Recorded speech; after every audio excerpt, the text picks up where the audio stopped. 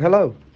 For the framing analysis, I chose the opening scene from 007's Casino Royale, as I believe it exemplifies many of the concepts explained by the textbook. First, I'll show you the clip, and after that, we'll dissect the scene bit by bit. Enjoy!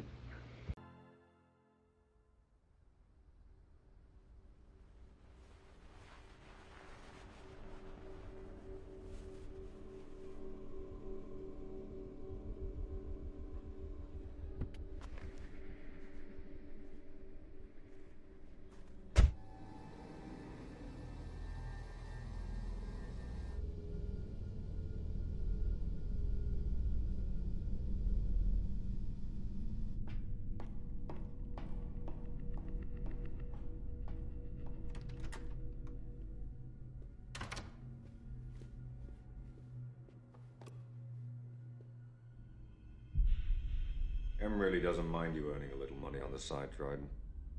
She'd just prefer it if it wasn't selling secrets.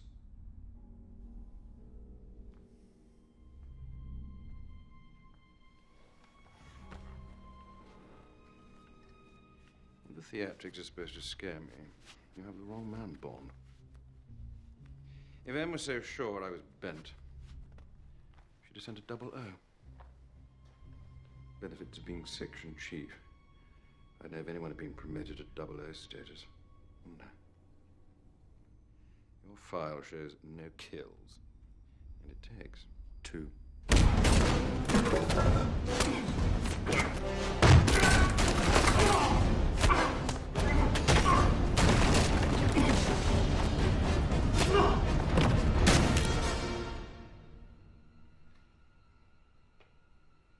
Shame. We barely got to know each other.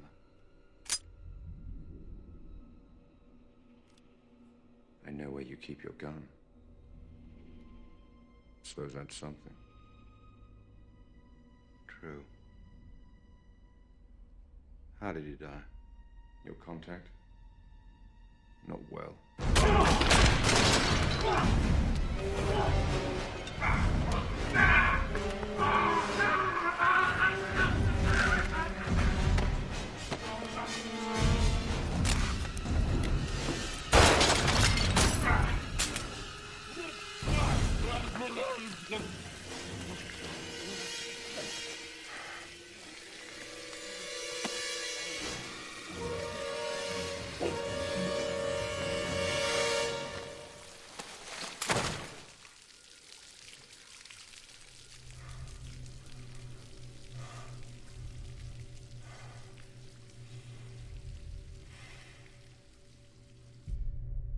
Made you feel it, did he? Well, you needn't worry. The second is... Yes. Considerably.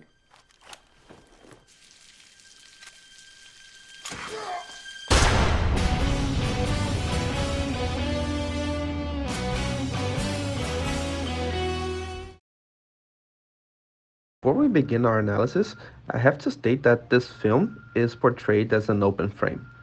What does that mean? Well, there are two types of framing a film can have, an open and a closed one. In a nutshell, an open frame film is a film that doesn't stray much from reality.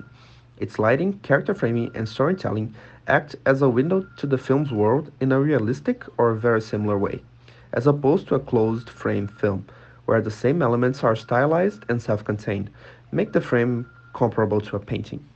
An example of a closed frame film would be Darren Aronofsky's Mother. Now let's get to the scene analysis.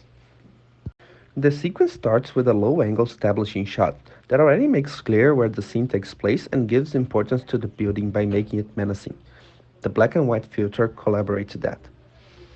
The low Dutch angle of the next few scenes makes us feel something is wrong, which is confirmed by the character's shady attitude, while at the same time making him menacing. The high angle Dutch puts us in his state of mind. He feels observed. It's a clever placement because it could be where the elevator camera is. The next shot shows us his point of view. The slow passing of the floors reinforces his anxiety. This long shot establishes mood and setting. He's all alone in this huge building.